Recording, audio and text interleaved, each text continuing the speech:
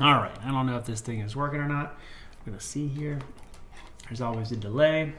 Got my studious glasses on because I'm gonna be sitting close to my monitor. And now that I'm an old guy, they help a little bit, sharpen up the image just a bit. I can work without them, but it's just a little, it's like HD vision when I put them on. It's great. So let's see here. If I am even live yet. I am. Sweet. All right, cool. I'm going to really quickly, I'm going to put a link to this on the Instagram. So if anybody, I'll just do that tomorrow. This is fine. This is fine. I'm going to do it. I'm going to put a link here just in case anybody else wants to join in and I can chatter while I do some ZBrush here. I've got the ZBrush open, so I'm going to go ahead and switch over. And tonight I'm going to be doing some cleanup. These are scans of the hands from a Tom Servo, which are from like a little, what do you call it? It's like a window-mounted gag gift kind of thing that had a little, there's a name for it. You basically squeeze a little thing and it's like a little guy in your back window that pulls his pants down and moons a car behind you. And the hands are from one of those. And I scanned a set, and I'm doing the cleanup on the scan right now so that I'll have a printable version that's nice and clean. And one of them I started a while ago. This guy here I started a while ago. This one is, you can see, is pretty rough. But I need to get the little cutaways in between the fingers like really nice and sharp. So I think what I'm going to do is chop these hands down a little bit here and individually sharpen up all the fingers and then recombine them, and that way the little gaps in the notches in between the fingers should be nice and crisp. Hang on one second here. I'm going to go and post my link to my live stream on my Instagram page just in case anybody wants to hang out. We'll see here. Top messages. Let's see, how do I share this? Share. Copy link and Instagram. Oh my God, so many messages. Let's see here. I'm gonna put up a picture and a link. Ready? 1, 2, 3, link. It's kind of crazy because I can hear myself from like 20 seconds ago talking on my phone because I have the stupid thing open here. Let's see. Doing some ZBrush live.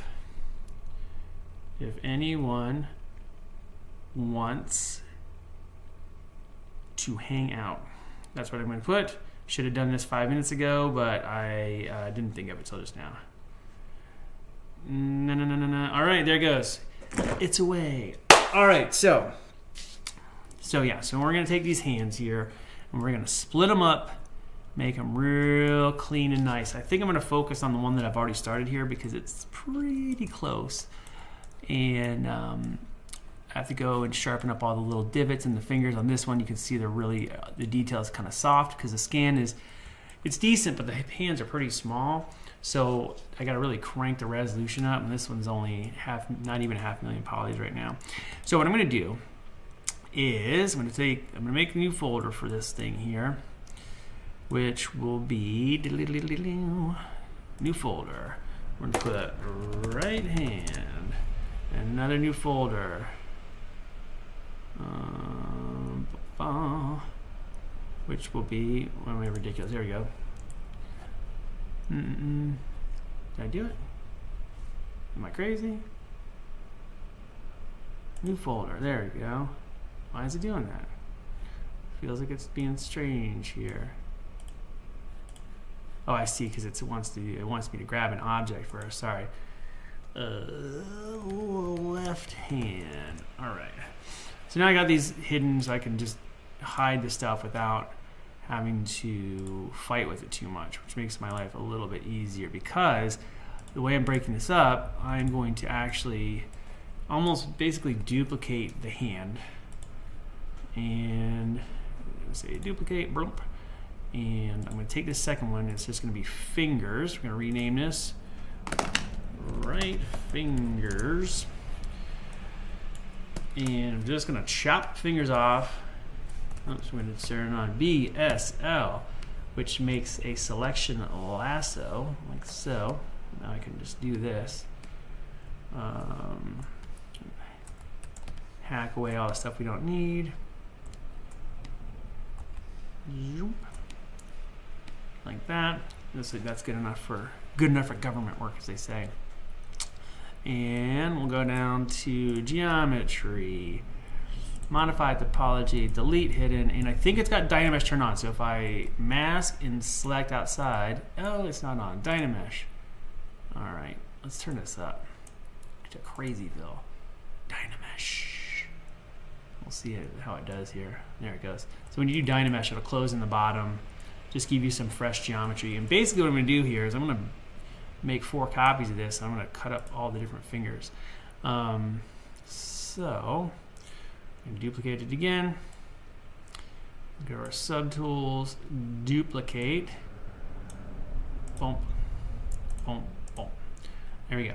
Now, eventually I'm going to rename all these things individually. And I'm going to put it on solo, so we're only looking at the one that we're looking at. Now, if you notice, when I selected these and I Dynameshed it closed the gap in the bottom. That's kind of important because as I do each finger, and I cut away the excess, I'm going to re-Dynamesh, and I need to close the side of the finger. But if I had the bottom of the hand still open, that can be difficult. Now, some of you that do ZBrush are probably like, yeah, you could use the knife tool. This is true.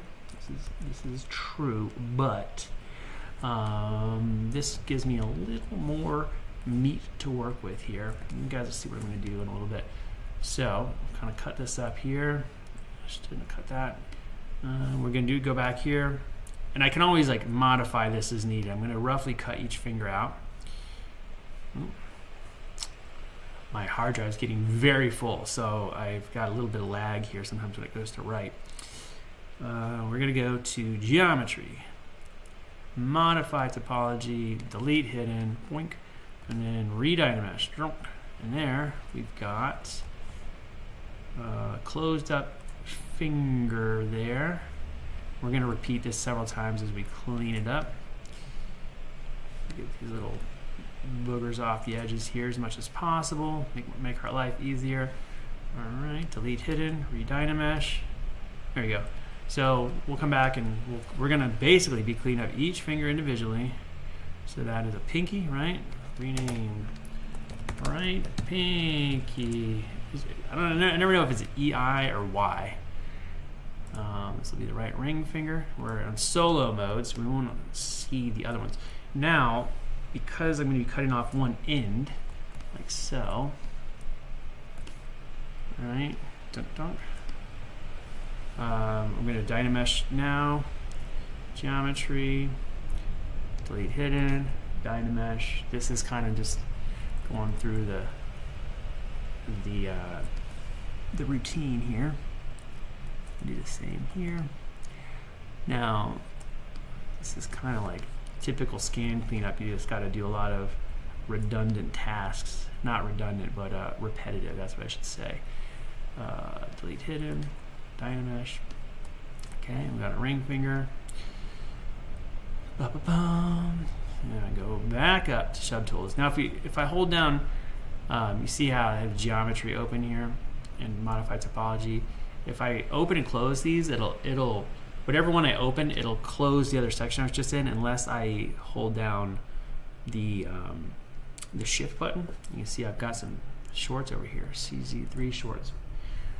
I'm going to be doing my final cleanup on those Protocol Droid shorts here soon as well. So that's probably going to be later tonight or tomorrow. I'll probably live stream that too. I've got them most of the way set up, but I have to go through some reference photos that I'm not allowed to share, so I don't want to do that on the stream. So I got to get some stuff prepped. I've got a couple things I'm working on right now that I got to go find my reference photos for. I've got the EV99 that I just did the other night.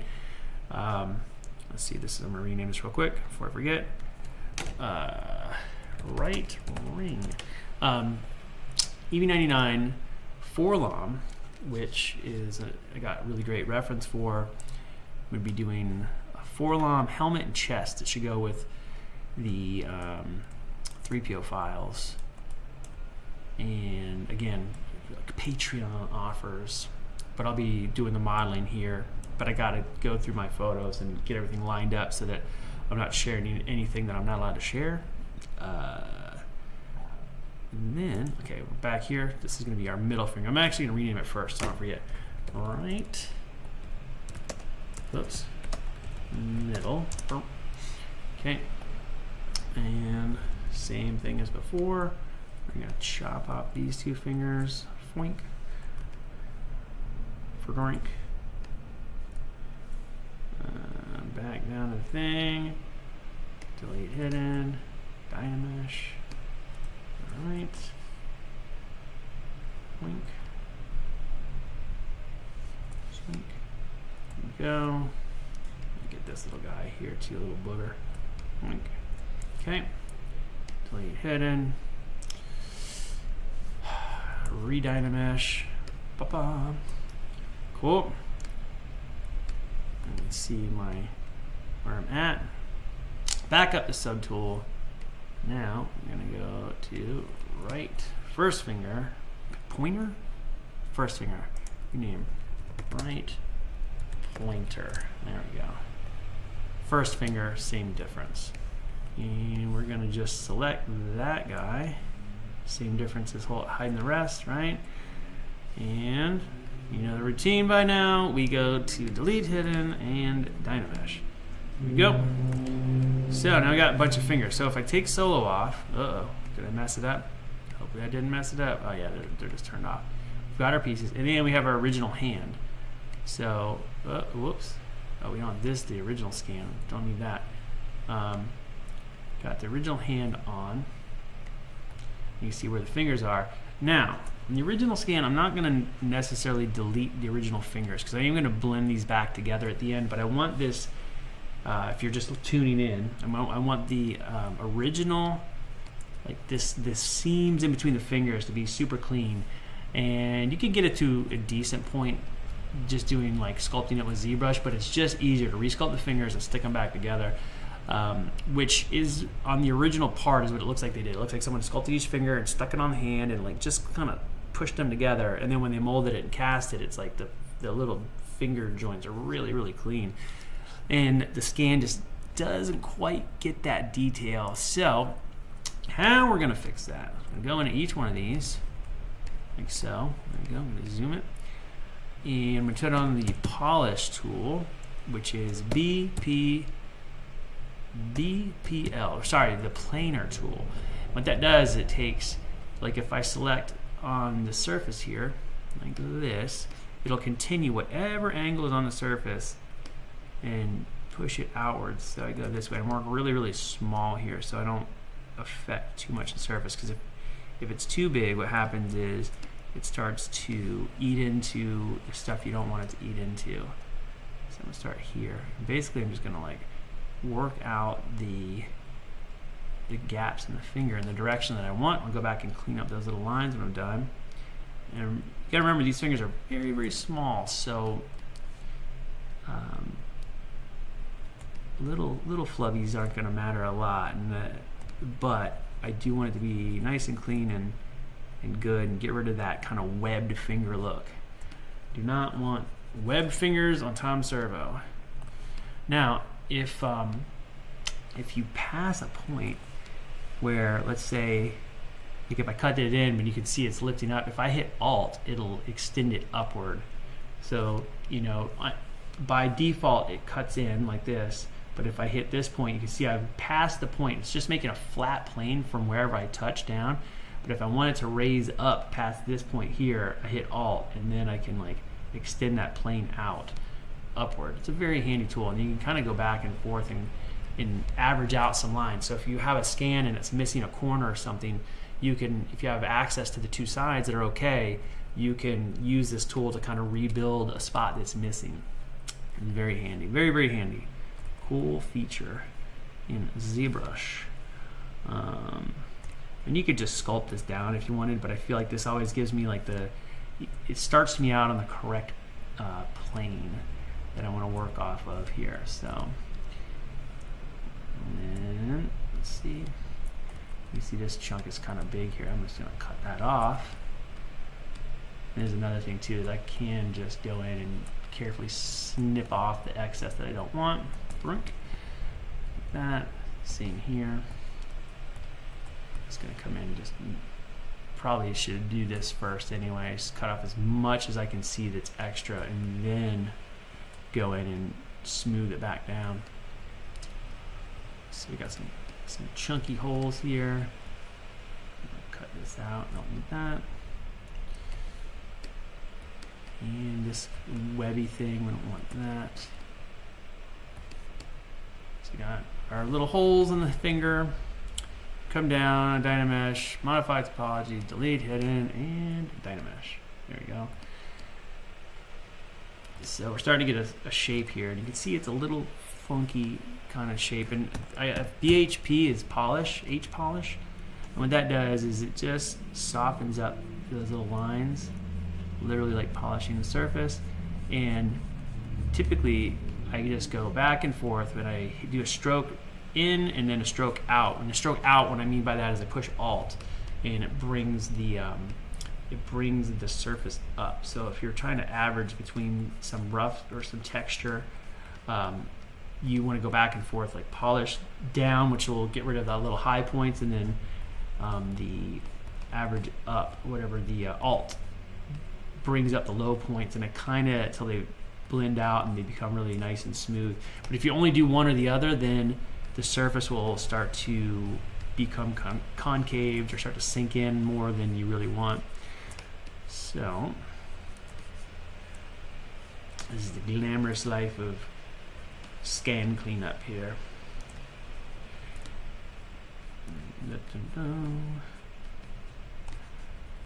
And again, I'm gonna make these little fingers are each gonna be like their own little sausage. And then if I do it right, what will happen is when I re-enable all the fingers, where they connect, they'll be nice and clean, like they'll feel more like individual fingers here. Let me turn this, go to the next finger here. Let me turn off the full hand, which is kind of in the way. And I'll select this finger. I'll do that same thing to this one. And you can kind of see what I mean.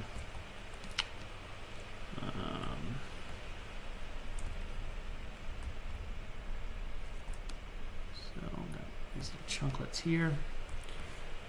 Chunklets here. Just get rid of as much of this excess webbing as I can without hopefully affecting the finger. So go like this.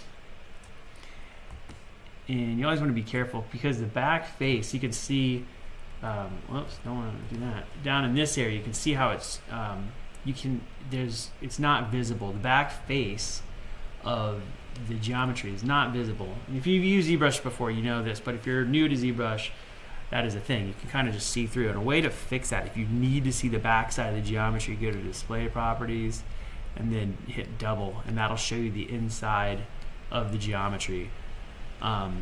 Which is fine, but in some situations it can become confusing as to what side you're actually looking at, so I just usually leave it off unless I really need to see it. And then you have the option to flip the geometry, which would just basically make it inside out, so now you're looking at the inside, but we don't want to do that. But handy features should you need them. Alright. That's pretty cool. I can go down here and unweb this sucker.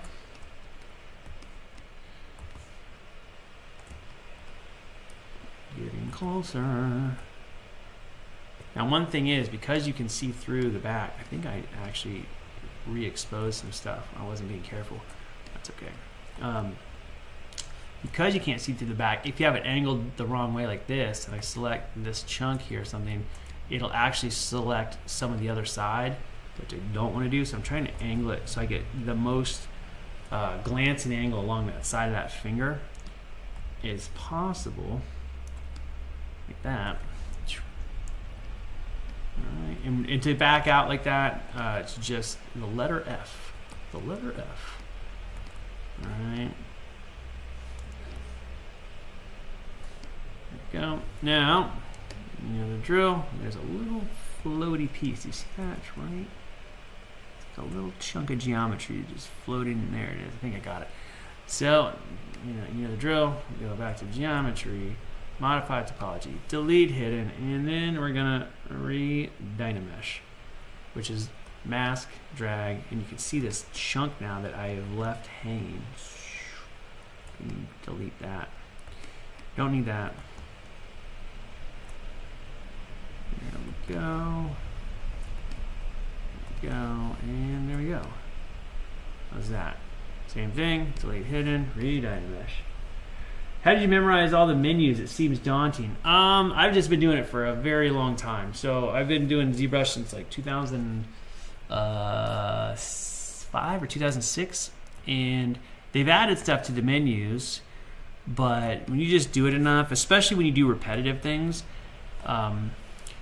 you just get to know where stuff is. And the thing is, ZBrush menus are crappy. I mean, I'm used to them because I've done it for a long time, but the layout is not good. It's really, really not good. Whereas like a lot of the other programs, 3 Studio Max, Maya, any other software, really, any other software, they do a better job at like keeping stuff together. I feel like ZBrush, it always felt like they just would add a feature and then they would just stick it wherever. So for example, if I want to mirror this, I'll just do this just to show you guys. If I go to modify topology, right? And I go to mirror and weld, it's gonna do it along the center point, which I actually think is this way. We'll see if it does it. I might have it on the wrong side. If I hit mirror and weld, right here, see how it made another finger? Let me see, it's over there. I'll back out, I'll undo. I'll do mirror and weld, right? And that makes another version of it, flips it and puts it here. But it only works from left to right on the screen, which is super annoying.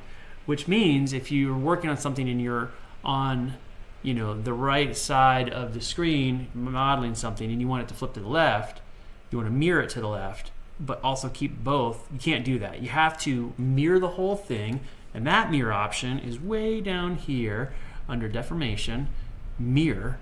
That will flip everything. And then you hit mirror, and then you got to go all the way back up here to geometry, modify topology, mirror and weld if you want it to be symmetrical. It's really like, doesn't make any sense to me. It just seems like they would have mirror and then like a checkbox, like, mirror plus weld, and if you check checkbox, or just mirror it. So now it's just flipped, or mirror in whatever direction, and it just like seems like it should be one option. But nope. They never put that together for some reason. And I think they like added the stuff, and then like the mirror option was there a long time ago in the deformation panel, but the mirror and weld, they're like, well, because you're actually modifying the topology, we're going to put that under the modify topology button.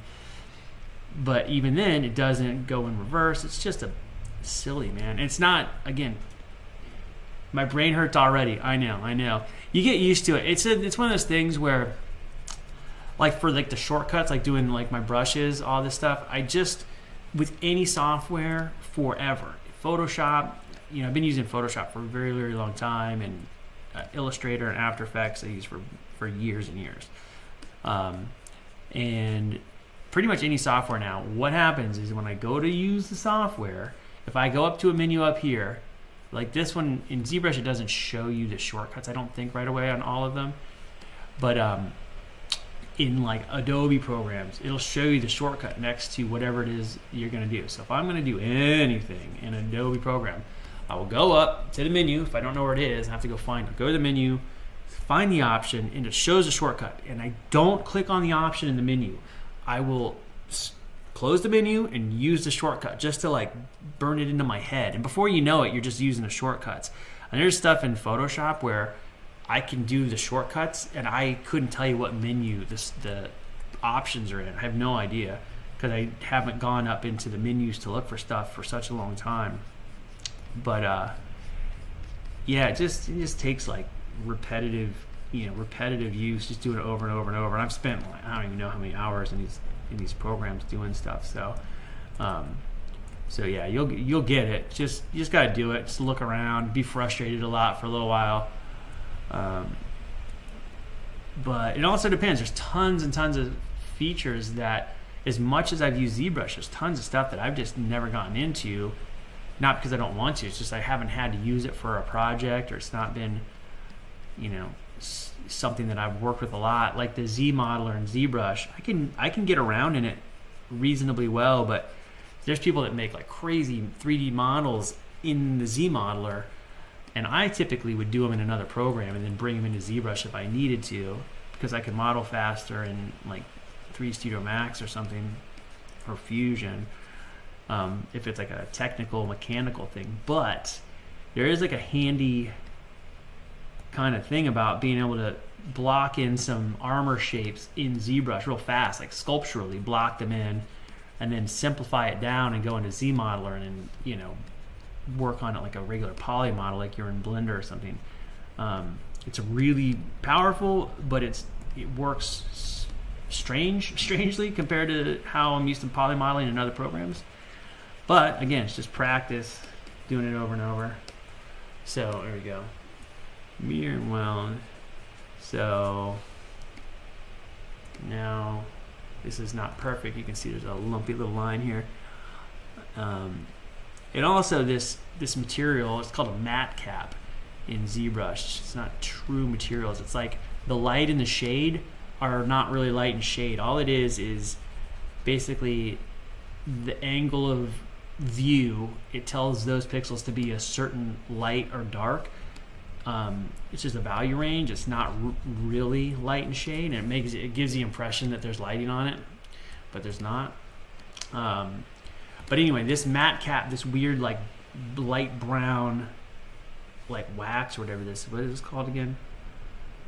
Light brown clay, L brown clay. This, of all the materials that I work with, this one actually looks the most accurate to what it'll look like when it prints. I don't know if I went over this the other night when I was working on EV99, but if I'm in like one of these matte cap red wax, I really like this material. It's easy to see what you're doing. But if I print this kind of overemphasizes the detail just a little bit, which could be handy for some stuff because you can really tell if something's weird. It's not quite as soft of a look. But I find that if I work in this material and then I print it, the prints always look soft. Like the detail does not look as detailed as it should. Detail always looks soft if I work in matte cap red, even though I love it. But the light brown, which I'm not as big a fan of the color, if the details, what they look like here is what it'll look like on a resin print. Sounds like when my shoe rubs me the wrong way, I just keep going and either the shoe will wear away or my foot will wear away. Exactly, it's basically what it is. Might not be the best plan, but it works for me. No, it's kind of like that. It's just like, kind of just keep doing it. Just keep doing it. And before you know it, you just do it. You don't even think about it. You just kind of know where stuff is.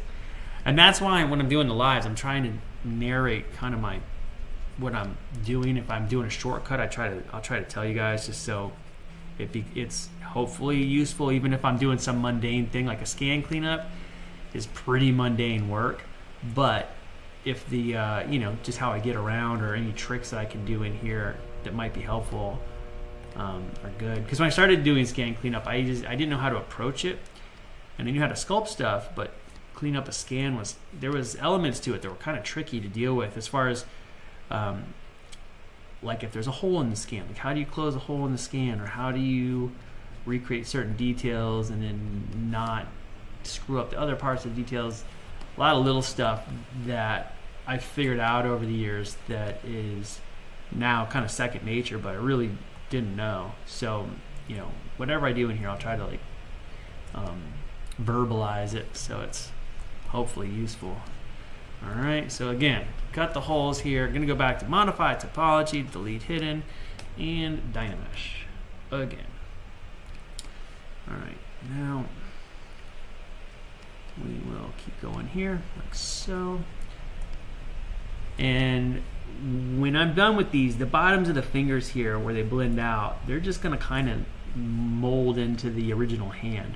So what I'll probably do is take the original hand and just keep the fingers that are already on it there and just shrink them a little bit, like sculpt them in to reveal the detail that I'm modifying here. And then kind of find the middle ground between my newly sculpted fingers and the original hand scans I had. So let's look. So now there's a little chunky up here, but you can see how this line looks like a nice clean-ish. Remember, these are pretty small, but it won't have that webbing between the fingers anymore. So you can look close. You can see up at the top here how it's got little weird chunky on the pinky here. I gotta sculpt that off. But this is how it goes. So anytime I've done massive scan cleanups, this is kind of like the process. Just go through, you fix what you see, you check it, and then you fix anything new that you see over and over and over until it looks like you're happy with it. And this is one of those little sections. My phone just made a noise. There we go. Let's back it up and look. And all these little fingernails and stuff need to be like sharpened up really nice. But select over here. But there we go. So now, like, you can see the gap in between the fingers. It really looks like two fingers are kind of pushed up against each other and doesn't have this like ugly web like a inbred kid or something. Sorry if anybody's got webbed fingers. Let's see. Might not be the best way. Which type of scan is easier to clean up, organic shapes or mechanical shapes? It really depends. I think in ZBrush, it depends on a couple things. Like, it depends on how accurate it needed to be. Mechanical shapes, I still usually put them into ZBrush first and give them a once over, and then a lot of times I basically, depending on the shape, would remodel it if I need to in another program, but I use the scan as like a solid reference so I can have just like a really good base. And the way I remodel it kind of depends. Like if it's like a semi-organic shape, kind of like a car hood or something, I'll usually do the scan, clean up in ZBrush, knock off any like major weird stuff. Like if I open up the other scan, I'll show you, they get like little bumpies on the surface. I try to smooth those out. And there are features in ZBrush that will just smooth everything kind of globally. Like you can just hit smooth and it'll kind of average it out. You might have to do it a few times. But I find that when I do that, what happens is the surface will shrink a little bit and I'll lose some of the volume, which is not good. So even though that's a feature, I typically go in and remove that stuff by hand. But if like it's a big thing, like I said, like a car hood, or like a car top, I'm doing a Miata top right now for my car as well. I would do the initial cleanup in ZBrush and get it like really kind of dialed in shape-wise, and then I might bring it into Fusion 360 and then remodel it in there using the Fusion part as a base. And now I got like a really accurate scale base from the scan, and then like a really brand new clean mechanical part in Fusion. However, you don't have to do that. You can take it in ZModeler and do a nice decent resolution poly model as well. Delete hidden and close it. But yeah, I've done both. There's been lots of times where I just end up remodeling it, but the scan is my base. I can just model right up to the tolerances of the scan, and usually it works pretty nice. But it's kind of like case by case basis, I guess. Alright, I don't know. Got that, and now I get this side here. And it's freaking pretty cold today. And it's been sort of nuts. All this stuff with these LA fires has been just a big, like, you sucking up a chunk of my a chunk of my focus is going into thinking about these fires. So many of my friends are affected by this stuff. And I feel pretty lucky that I'm not as close as we used to be, because the air quality is really, really bad right now. I guess the wind is coming from the north, so there's actually some sections that are relatively close to the fire that are not getting bad air as of earlier today, but it's supposed to get windy tomorrow, so I don't know how that's going to be for them. do not know. But I've watched the news way too much. And every night this week, every night since the fire started, I've been up till probably 3 in the morning. And my sleep schedule's gotten very, very, very strange. It's kind of like when a while back, I used to always just, I would just stay up till 5 in the morning or something and work on stuff and then wake up about 9. Like I would sleep about 4 hours. And I feel like I'm almost back on that same schedule. And I don't mind it, actually. It's just like, it feels weird to be up so late because I haven't had that schedule in a while. But I am trying to get stuff done. I'm trying to do a lot of stuff here, like I said, for get my Patreon stuff rolling and get enough things on Patreon that it's worth people joining. I don't want people to sign up and, you know, be let down like, oh, Gordon's not making enough stuff for us. So I'm trying to make cool projects here. A lot of stuff that I want to make, but, you know, share the files and so forth. Eyo, ZBrush. That's right. Neil, which type of scan is easier to clean up? But yeah, I live in Palmdale, but I work in Burbank. Fires are on my mind a lot. Yeah, I live in Lancaster, so I'm real close to you. You're not very far at all. And since we moved up here, it's been crazy because I lived in North Hollywood for a long time, and now I live in Antelope Valley, and it is freaking cool. And yeah, it's like it's a long drive to go into Burbank. I work in Burbank all the time as well, and it's Burbank and Hollywood. I'm in town a lot for work, and the drive is far, but depending on what time you leave, obviously, you know, I'm sure you do that early morning thing as well, where I'll leave super early, and then it's actually pretty easy to get around. So have you been into Burbank since all the fire stuff happened? Like I was supposed to have some stuff going on yesterday. I was supposed to go into town, and the people I was going to work with canceled the whole thing, so I ended up not going over there, and I might be in town on Friday. I don't know yet. I got asked about a thing if I was available to work on a shoot, and I said yes, and then I didn't hear anything back, so they may just be checking right now for availability. But that same shoot, what's crazy is the last day we shot on it, we shot at a house that's in Altadena, this really cool house, and I am almost positive that house did not make it, just based on where it was at. And I looked at this map of all the fire, saw these aerial view, and I'm like, man, that house, I don't think it's still there. It's a shame. It's a beautiful, beautiful, huge house. It's really cool. Yeah, I work 5 days a week. Yeah, this working in it's Burbank's not a bad drive. Do you go in really early, or do you stick it out in that crazy, like, you know, 7:30, 8 o'clock traffic? I feel like the drive, like to leave at 6, it takes like 2 hours to get to Burbank, but if you leave at 5, it takes 52 minutes.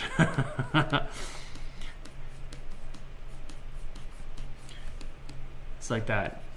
Sometimes I just leave at my house at like 4 in the morning. I just go, and if I get there too early, I just go to sleep for a little bit in my car, just because the drive is so much easier.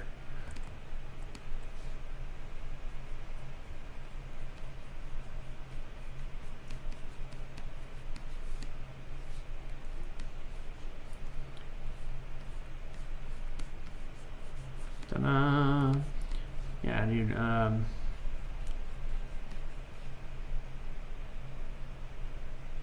I actually took the Angeles Forest route today. I was surprised it was still open. I'm actually surprised it's open too. Did you do you go in through Little Tahunga Canyon, or do you take it all the way to the 2 and then cut over like from up to the Angeles Crest? Because I go both ways depending on what side of town I'm going to. Anytime I go to Pasadena, I would always cut through Angeles Forest up to Angeles Crest.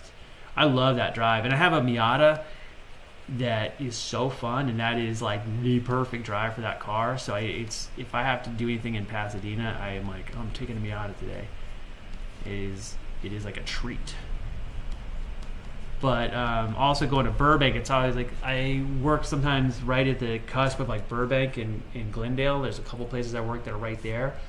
And sometimes it's faster to go through Angeles Forest, and sometimes it's faster to take the 14. But it's like a crapshoot. And I always am like, if anybody messes up on Angeles Forest, you're stuck.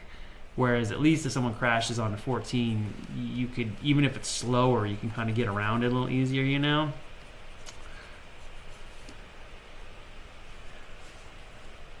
I have a choice. I go in at 7, often I am in at 8:30. I go all the way to the 2. Yeah, I mean the 2, I was surprised how quick that is, because one of the places I work at sometimes is right by, that Home Depot that's right there at the edge of Burbank, right by IKEA. It's like one of the places I work sometimes is right behind there.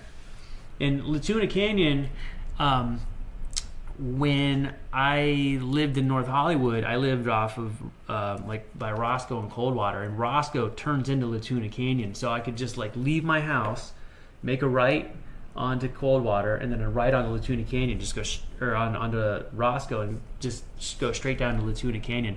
So that Latuna Canyon Park down there at the down at the end, right by the 210, I used to go to that park all the time. I would ride my bike to the park and then ride up the mountain and ride down the crest of the mountain back into town on Lanark or whatever that road is that comes out over by Hollywood Way. Really fun path. I missed doing that ride a lot. It was a pretty fun spot. I went up there. I didn't do the whole ridge ride, but I went up to Latuna Canyon Park and went up to the top of Verdugo again, the Verdugos, maybe like 3 months ago. And I just was like, I'm going into town. I'm going to put my bike in my car, and if I get out early enough, I'm going to go up there. And that was the thing too, is like the places I was working at in Mount Lukens by Altadena were like close to Mount Lukens and Echo Mountain and all that, places I would go all the time, and I was working right at the base of those down there at the bottom, and it was really cool. And now the whole place is just gone. It's so sad, man. I was getting really kind of choked up today watching that. I mean, it showed like an aerial view, and I knew it was messed up, but I didn't know. I mean, I knew it was really messed up, and it was still more messed up than I expected when I saw the helicopter view. I was like, holy God, that's so crazy. I love the drive when I can take my time and just take in the view. Often I'm too scared to take my eyes off the other drivers. I know, the thing is, like, that's the thing, is that drive is so freaking good. It's so fun. I feel very fortunate that, people are like, how's the drive? I'm like, well, the time, it's far, but like even on the 14, I think it's a pretty drive. And I'm from Florida. I didn't grow up with mountains or anything, so I legitimately love the drive visually. Like, again, there's times when I'm like, oh, I gotta go be in the car for an hour, but it's beautiful. I love the scenery the whole way. In the Angeles Forest is so pretty, such a cool drive.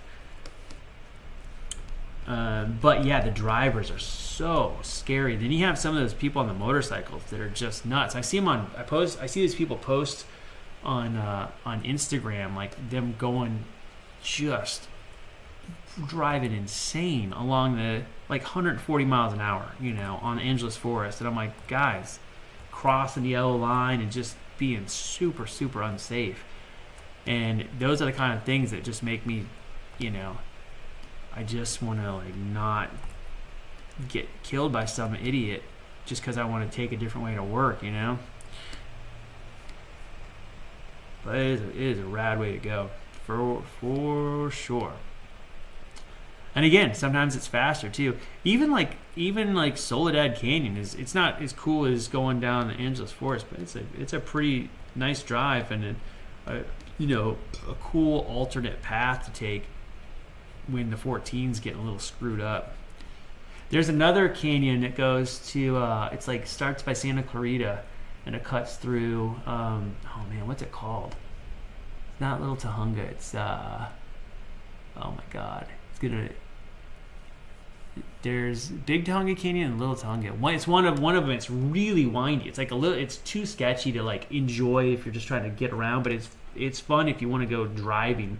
But I'm mentally worn out by the time I get to where I got to go, because it's so like you got to really, really pay attention when you drive that road, even more so than Angeles Forest and the Big Tonga Canyon. Let me see. Other driving, I've seen a couple of accidents where the car was no longer in sight. Oh yeah. Like it just goes off of a thing. I've seen a couple of those too. I saw a motorcycle accident too. I didn't witness the accident happening, but I came on it like right after it happened, and there was like a group of people, like a group of motorcyclists were all riding together, and the guy was out there trying to like slow the cars down, and I thought. Like I passed probably like 3 or 4 people that like flashed their lights at me, and I wasn't really just going a little fast, but I wasn't like going speeding crazy or anything. And I thought they were just warning me there's a cop ahead or something. And I come up, maybe like 2 or 3 turns up the road, like some guy out there in all his motorcycle gear going, "Wow, slow down, slow down." And I came up, and there was this like a crashed motorcyclist on one of those turns, and then I got a little further down. I was getting, I hadn't made it to Angeles Crest yet. And then I see that the rescue helicopter fly over, headed to that accident. When I was in the hospital with all my knee stuff, having my knee surgeries, the first time I had 3 knee surgeries, and the first time I was in the hospital, I was in there for like 5 days, and I was on pretty high up. It was during COVID, so I was like on like the 13th floor or something, or 11th floor, pretty high up in this building, and I could hear the helicopters. The helicopters would come and land on the roof to bring in, hurt people, or whatever, like the life flight or whatever the helicopters are called. And one of the doctors told me that every single helicopter that came in that week, every single one, there was a lot of them, every single one was a motorcyclist that had crashed and had to be, take the life flight helicopter over to the hospital at UCLA I was over by what is it called? Over there off of Wilshire and by the 405 kind of area. Well, I can't think of that. I made that one too thin. No, I didn't. I got to look at the real hand and see how there's a lot of gap there. The real one has a little bit, but I don't think it's quite that much. So I'm going to have to fix it. I will have to go get the real hands and do a little tweak. My friend Michael Granick used to fly for the sheriff's department, and he would do a lot of those rescues out there on the Angeles Crest. A lot of motorcyclists got picked up out there. A lot of them. And it's pretty sketchy activity, It's a bummer because motorcycles are super fun, but do I want to die? I'm actually more scared of like being all maimed than something than just like if I crash and got taken out. That oh well. But if I got all maimed and was in like a wheelchair or lost a limb or something, that would not be very fun.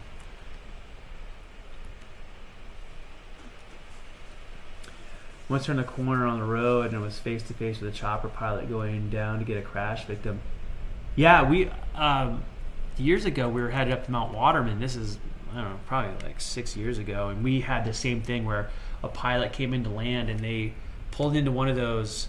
I think it was a car accident. I think it was like what you had talked about where the car had gone off. So there was no car. There was nothing there. There's no cars, motorcycle, nothing. But the helicopter was landing on the one of those little turnoffs, but like out closer to like the Mount Waterman, Baden-Powell kind of area. Not quite Baden-Powell, but like closer to Waterman.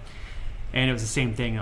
We come around and there's like maybe like 3 cars ahead of us had stopped, and we had to stop. And then there was like an emergency vehicle, and this helicopter was landing right there. It was crazy. Thinking of my friend Gary, bike accidents. Yeah, Gary that worked at Frank's, right? He got in that crash, messed his mouth up really bad.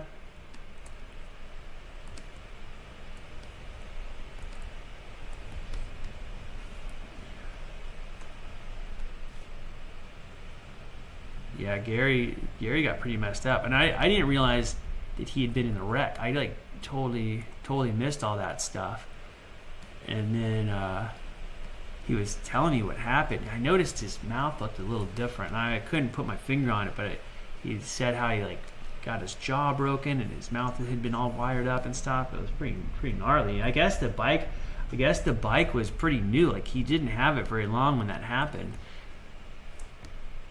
If I remember correctly, I could have the details wrong, but I think I remember him telling me that the bike was like almost new.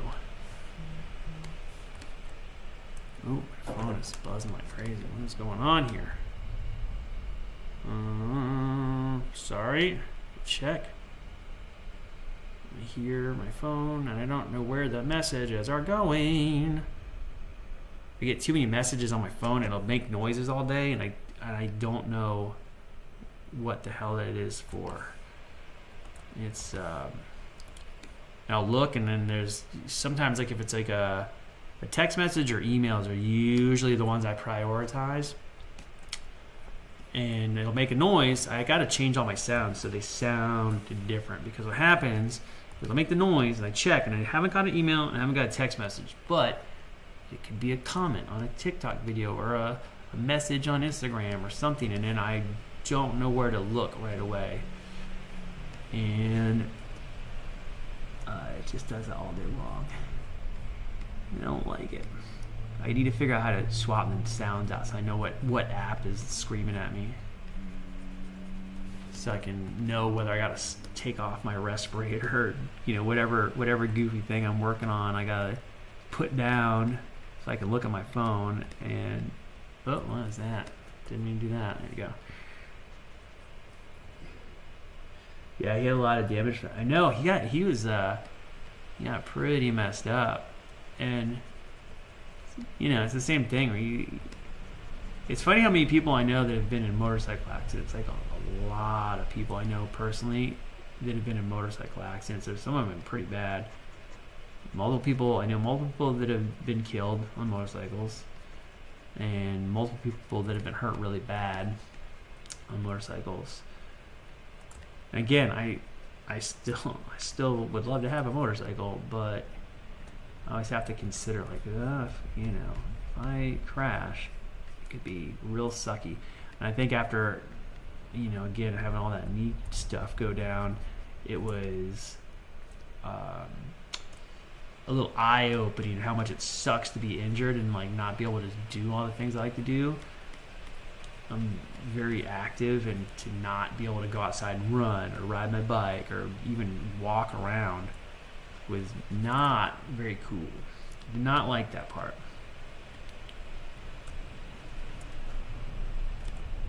Now it's all good. Actually, you'll be running another marathon in a couple weeks, 2.5 weeks. What is today? Today 13? Oh my god.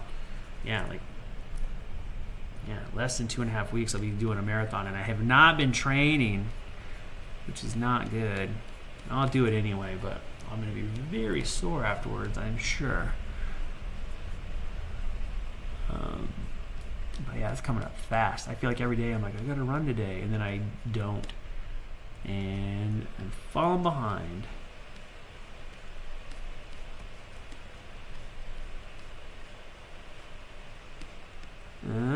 So anyway, let's look at these fingers. Let's turn on the other fingers here and see what kind of thing I've got. See, I'm getting almost too much gap now. So what I got to do, let's look at the original one here. Turn the original hand, get a little bit of reference, see how much where they got to connect. Got to like beef them up a little bit, especially this middle finger. I think this guy, I got to crank up the beef in this section here. Again, I'm going to try to average it out as I go. Well, raise it up and then soften it out. Raise it up and soften it out a little bit. There we go. I'll just keep doing it till it kind of blends in with the other finger. What I'm going to do is I'm going to get these roughed in for tonight, and then I'm going to go get the physical actual part that I scanned, and I'm going to use them for reference, so I can really tell where they touch, because I actually think that they don't touch quite as high up as they look like they do in the scan.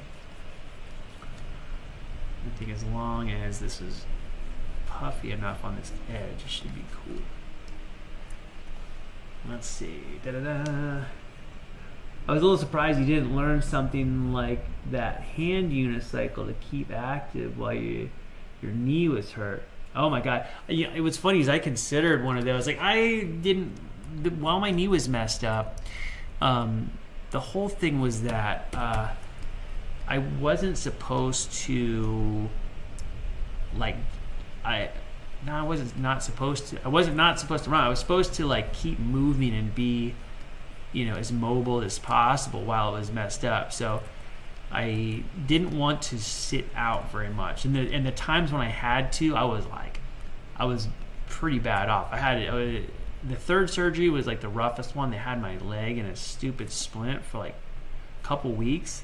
And because of that, a lot of the scar tissue of my leg bonded together. So that leg does not flex as much as it's supposed to. And I just do so much work to get the flexibility, back where it should be. And it's a huge pain in my ass. I mean, to this day, I do stretches every single day, every day, to even today, ever since then. That was my last surgery was at the beginning of 2001, so 4 years ago almost. What is the date today? 4 years ago yesterday was my last surgery. And then, I was in the hospital for another 5 days after that, and then I got out, and I had my leg in that splint for like 2 weeks. And typically when you have that kind of knee surgery I have, where the way they do the opening, they want you to start moving your leg immediately so that the layers of your tissues don't bond together like mine did. And the first two surgeries I had, one was arthroscopic and the second was like a big opening, like looked like a knee replacement. And I immediately, literally first day after surgery, they had me start doing the exercises to like get my leg flexibility. And the flexibility after my second surgery was getting pretty good, pretty fast. Even though it was a massive surgery, like essentially the same surgery as my third surgery, but because they had to drill into my bones on the third surgery, they wanted to like lock my leg off. So it was really a lot of compression on it. There was like a couple of nights where it was like I hadn't been in that kind of pain. It was like an uncomfortable, like awful. I remember calling the hospital in the middle of the night, like, I'm gonna take this damn thing off my leg. This thing was so, it was gnarly. But during that time, as soon as I got that stuff off of my leg, they wanted me to start trying to move and walk on the leg and stuff to mobilize it. So the whole point, all that rambling I just did, was to say that the hand pedal wheelchairs, I didn't really have enough time to, or I wasn't quite injured enough to take on one of those things. If I was laid up longer, like if I was going to be 6 months or something, that I was going to be out of commission, I probably would have done that. Because I tried to start riding my bike. After my second surgery, I was probably, within 2 months, I was back on my bicycle. And I couldn't ride it hard or anything, but it was like I could ride my bike around. And then after my third surgery, it was probably 3.5 months, I think, and I was back on my bike. But I was trying to get the flexibility up to get back on my bike as soon as possible. The bike was really, really good physical therapy for me. It kind of helped get my leg strength back up. And now I run all the time and stuff. I mean, you probably see my stuff if I post on Instagram. I go out and run. I've done, I don't even know, a bunch of marathons. I did my first 100-mile ultra marathon last year. Did 50-mile ultra marathon last year, and I did essentially 4 marathons on top of that as well. Two that were like I was running as a race, and 2 that I was pacing someone for. So I put a lot of miles on it. My knees works pretty well now. My leg's strong, but just lacks flexibility. And the flexibility lacking is stupid. But it gets better all the time. I'm always figuring out new little things to different stretches for it to kind of get it back. But I'll be excited one day if it's, fully back to 140-ish degrees of flex. It'll be really, really nice. Like right now, I'm kind of like 20 degrees shy of where I would like it to be. But the thing is, it flexes enough that I could do most, like probably like 90% of stuff that a person does in a normal day-to-day thing doesn't even faze me now. I don't think about it. And the less it phases me, the harder it is to remember to do my exercises. I still remember them, but it's always like some like bending down some certain way, and all of a sudden my leg just doesn't go far enough, and I'm like, oh God. And then I'm like, I better stretch. It's a good time. Yeah, it's pretty fun though. What time is it now? I've been on for about an hour. Probably do another 15 or 20 minutes of this, and then I'm going to go back and start working on my room upstairs because I was doing a backdrop behind my droids. I think I mentioned this yesterday when I was flying around in that simulator program, and I made a lot of progress on it today. I think I'm going to start painting some of it, and then I'll put up some more foamy details in a little bit. But the paint I'm going to use, we have like a big old thing of house paint that we ended up not using, so I'm going to use that to paint the base layer, and I feel like the base layer of paint is actually going to help smooth out the texture of the foam a little bit, and also help the foam pieces that I put up stick together because it'll kind of just act like adhesive. I'm a taller guy, so I was always concerned about running too much. I try to walk a lot instead. Yeah, I think the running, the biggest thing about running that I found like physically being affected by it is how people run. And it's like, if you want your joints to last a long time and not get all messed up, it's the biggest thing is like the way your feet hit the ground, like heel striking and versus forefoot striking and so forth. And if, like, I used to be a heel striker for years, and then I changed my running form. It's like I could do a whole series on that little that thing. And changing my running form just made all the difference. All these little pains and stuff I used to have when I would run just went away.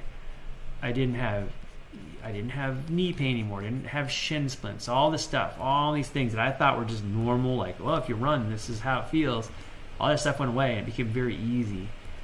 And it all basically started because I started running completely barefoot, not minimalist shoes or anything. I ended up getting into minimalist footwear, but I would just run totally barefoot. And I'm not like a little bit. Like, I would do races and stuff. I'd go like half marathon distances and literally done races completely barefoot, and it was great. And then after my form changed, then I was able to start bringing back some shoes. And I didn't intentionally do it to change my form. My form changed because I did it, if that makes sense.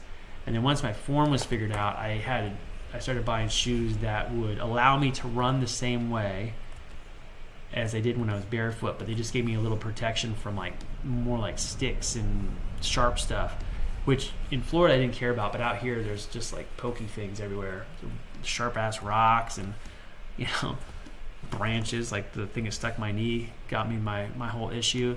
But yeah, it's just taking my shoes off like fixed so much stuff. It sounds totally backwards, but it was like the best thing I ever did. And like even now, if you look at my shoes, I have a bunch of like those Merrell, the barefoot shoes I've used since 2012, and before that I was wearing those Vibram 5 fingers in 2010 probably, for a long time. And I would kind of switch because at the time I was in Florida, and I would just run barefoot most of the time. And then if I like overdid it a little bit, my feet sometimes would get a little toasted from running barefoot. I would slap on the minimalist shoes just to give my feet a little protection, but otherwise it's pretty much the same. In my 20s I took martial arts, and that has made me run the balls of my feet from then on. See, that's the best thing. Like, I didn't do that, and I wish I did. When I meet people that run like high on their feet, like it's so much better. It's so much better for you than the way I initially ran. I used to run, like I said, I used to heel strike. It was the worst. And once I changed to like, I run kind of like the ball of my foot, like, you know, forefoot, midfoot kind of, it's world of difference. So you're like probably already in a good place. Like if you started to take on running, you're already, you know, way above where I would be when I started. I went the opposite. I'm 100% Hoka from now on. Work on my feet too much to go. So listen to this crazy stuff. So I have a foot injury that I got from jump rope of all things, and it was sore. And I was wearing these soft shoes because I thought it was helping. I was wearing Hokas. I have some Hokas. I got some other shoes that are like a little more padded just because I wanted to try them. I don't really run in them, but I was wearing them around, and my foot was not getting better. And then in October, I worked on this project, and I was at a shop, and the last 2 weeks of the project, I was at the shop from like 8 in the morning till like 8 at night, and I wore my Merrells, like my minimalist shoes, and I was on my feet all day, and my foot was so much better after doing that, and it was just a huge difference. Like I said, I've got like all variety of different padding and shoes, and when I wear the puffy ones, my foot ends up being more sore than when I wear the minimalist ones. But I bought Hokas. Same thing. I was like, oh, I'll try them. Actually, when I got the Hokas, I got them. I was crewing for my friend Lindsay for Badwater, and this was in 2022, and I didn't know, like, it's in Death Valley. It's super, super hot, and I was worried that my normal, more minimal shoes were gonna be too thin on the pavement, because it's like, you know, 120 degrees out, and the pavement can get like 180 degrees, like really, really, really hot. And I was like, man, these minimalist shoes, I might not have enough like distance between me and the hot road. So I bought a pair of Hokas. They're very comfortable to walk around in. Like just walking in them, I think they're really comfortable shoes. When I ran in them, they made my knees hurt just like they used to when I would run, you know, previously. I think that was just because of the drop, the angle in the shoes. And Ultra makes shoes that are they have the Ultra Olympus. They make a road one and a trail shoe, and they're padded like the Hokas. They're real thick, but they're level in the inside. And so if I run in those, it doesn't bother me. Like it's more padded, so I can't feel the ground that great. But I don't get that weird like knee pain that I would get with the Hokas. Like the Hokas make my knees hurt when I run. They're fine for walking around. I just hurt my knees when I run. And I think that's a whole thing with just like I think the ones I got have like a 5 millimeter drop between the front and the back. So when I run on my forefoot, my heel is still hitting the ground kind of at the same time, because my forefoot run is still, it's pretty low profile. So even though I'm laying on the front of the foot, the back of the foot isn't super high off the ground. But when I had the Hokas on, the back of my foot would still hit at the same time, kind of like jam up through my knee. But I've worn them a lot. You can probably see them in a bunch of my photos. They're comfortable. BDS. So I just did BDS is the Damien Standard brush, and it's good for doing like sharpening little details like this. And for these little creases, I'm going to go back and look at the original, make sure I'm kind of doing them justice. I'm going to block them and sharpen them a little bit. For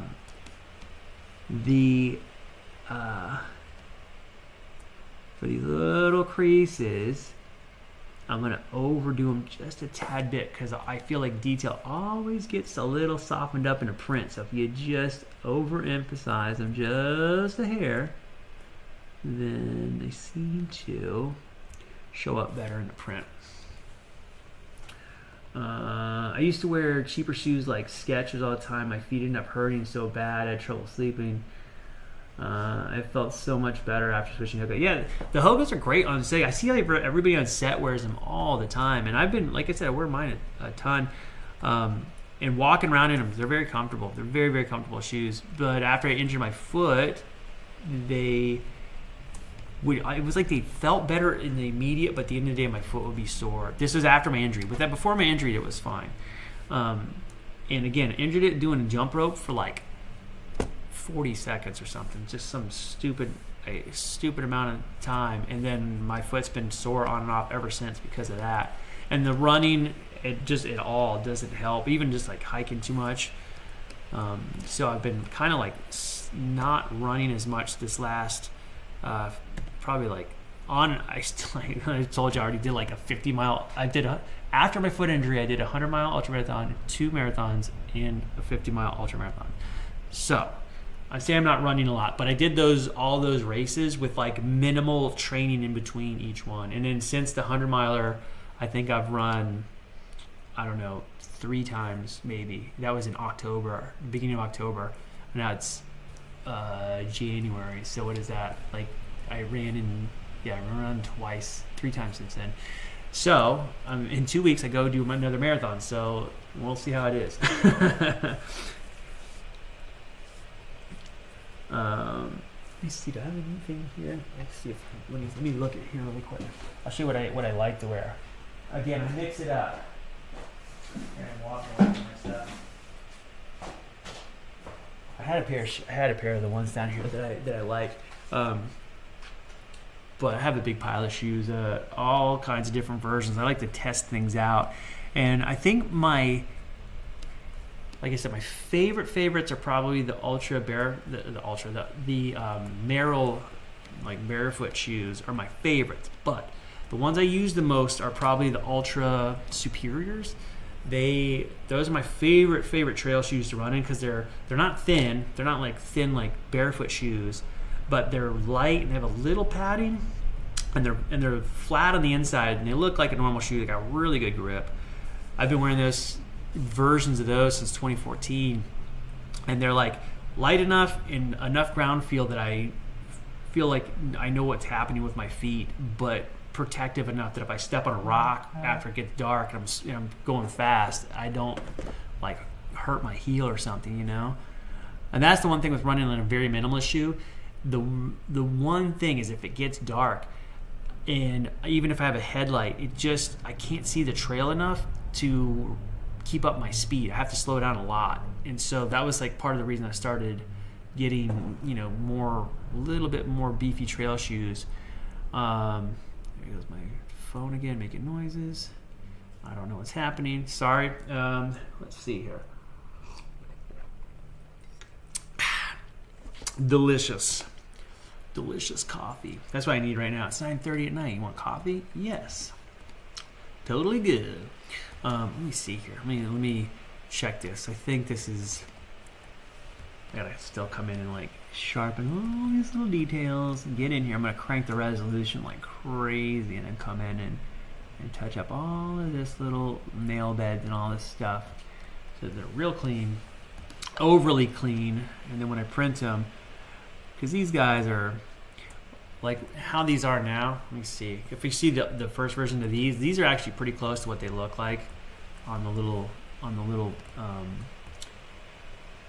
the real part. The detail is very small and it's pretty soft. But again, I'm going to over sharpen everything just a tad. So when people make these, especially if they make them and then paint them, that the detail will still read correctly. So I think one hand tonight is enough for now. I think my glue upstairs is probably dry. Let's see here. Solo this one. Oops. Solo. Yeah, I gotta figure out how much meat to put back in these fingers here. See what is good. Alright.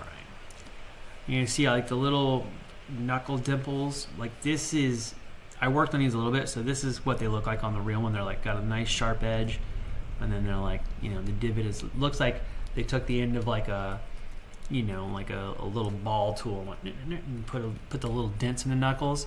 But if we look at the originals, do I have this the right hand? Here's the right hand. This is what it looked like when I scanned it. See, it's all janky and the fingertips are missing, and there's like missing chunks here and there. A little chunk out there. It's pretty good. The scale is perfect. I printed one before to see how it would come out.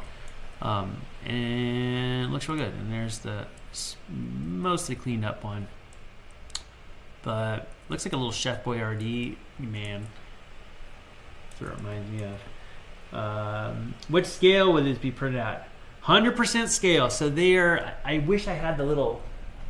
Next time I come on, I'm gonna work on these again, probably maybe tomorrow or maybe like late tonight. I'll show you the real one. They're about this big. What is that? 2.5 inches tall, maybe. And they're little guys. So if you see Mystery Science Theater and little Tom Servo's hands, they're little puppet hands, like that big. And these print. The scale is perfect. Like the printed one I did before looks exactly 1-to-1 perfect, but the original. So as long as it's printed 100%, it'll be totally good. And I scanned these with what scanner did I use for this? Why is my brain blanking on it? Not Nova. That's Nova 3D's the printer. Oh my gosh, I'm blanking on the scanner name. Anyway, the scanner they had works decently. It's not amazing, but it does a decent job, and you can clean up. If it gives you good reference and the scale is correct, it's within like 0.3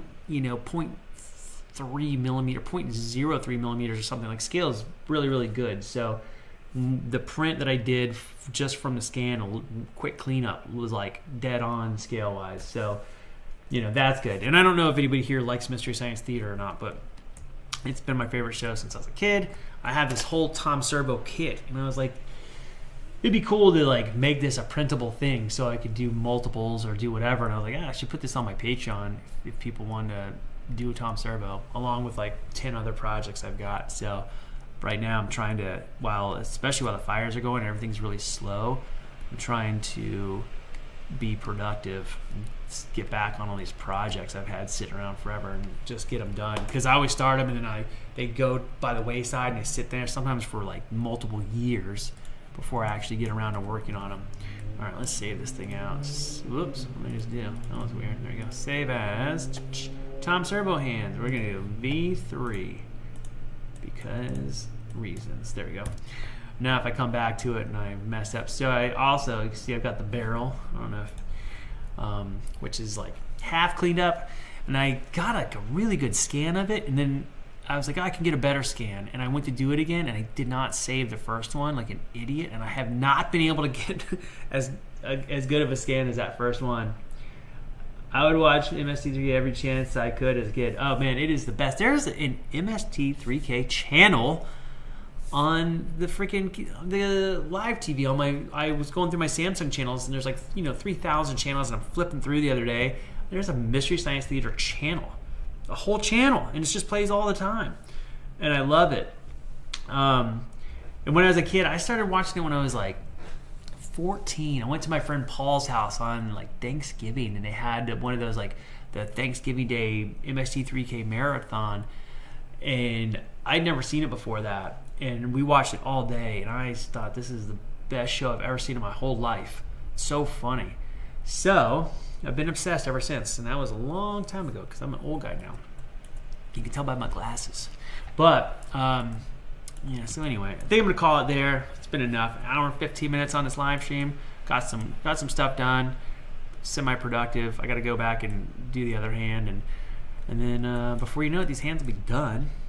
And then I just got to do the barrel. And then I've got in Fusion 360, I've modeled all like the mechanical parts. And the thing is, with the reason another part of the reason I wanted to do it is that the puppeteer mechanism for Servo to make his little mouth move and the head turn is very, very, very rudimentary, which is great, simple. And I don't want to overly complicate it, but I want it to be like the real one's just like a string with like a little loop on it, and you pull the string to make the mouth move. I want to make it like a trigger mechanism, and I want to make it so that you can pop the controller out real easy and set your servo puppet up on a shelf or something. It looks cool, but then if you want to use it, you can pop your little mechanism in there for the controller real easy, with like make it removable, so it's just kind of its own thing. I feel like that would be awesome.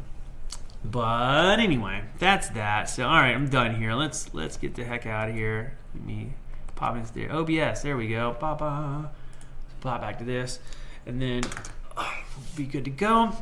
Anyway, thanks guys for stopping by.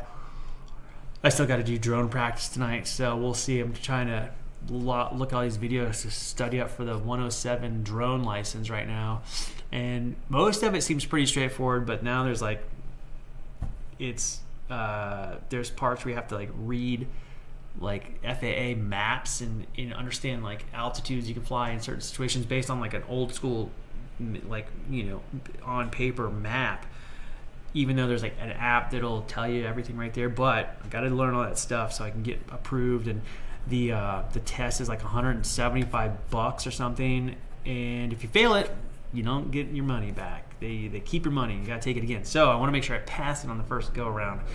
So I gotta go study up. But all right, kids, have a good night, and I'll see you soon. I'll probably be back on maybe even later tonight or tomorrow. Have fun, guys. Bye.